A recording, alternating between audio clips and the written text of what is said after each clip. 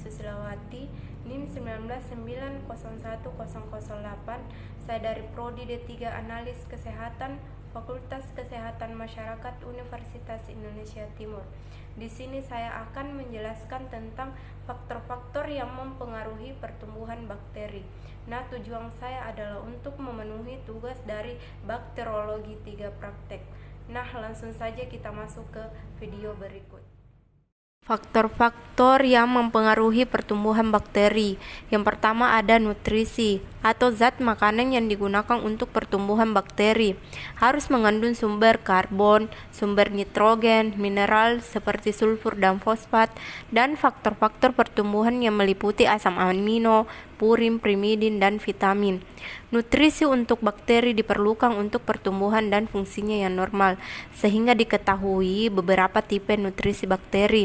Yang pertama ada autotrof, heterotrof, fotoautotrof, chemautotrof. Yang kedua ada kelembaban. Kelembaban sangat penting untuk pertumbuhan bakteri. Bakteri membutuhkan kelembaban tinggi. Pada umumnya untuk pertumbuhan bakteri yang baik dibutuhkan kelembaban di atas 85%. Udara yang sangat kering dapat membunuh bakteri, tetapi kadar kelembaban minimum yang diperlukan untuk mendukung pertumbuhan bakteri.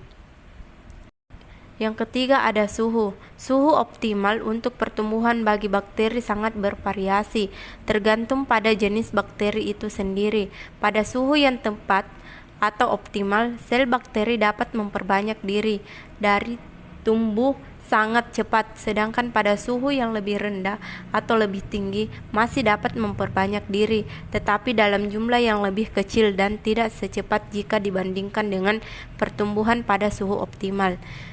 Psikofilik, suhu pertumbuhannya adalah -5 sampai dengan 30 derajat Celcius. Suhu optimum 10 sampai 20 derajat Celcius.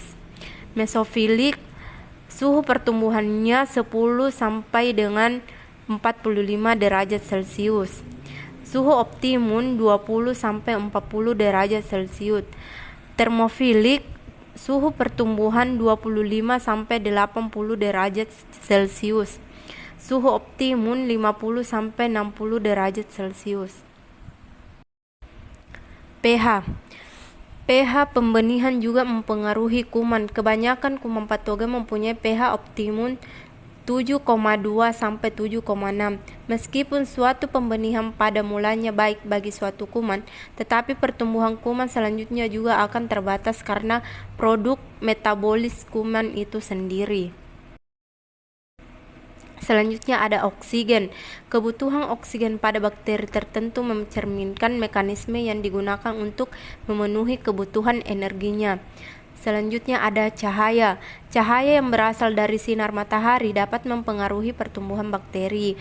Bakteri lebih menyukai kondisi gelap karena terdapatnya sinar matahari secara langsung dapat menghambat pertumbuhan bakteri.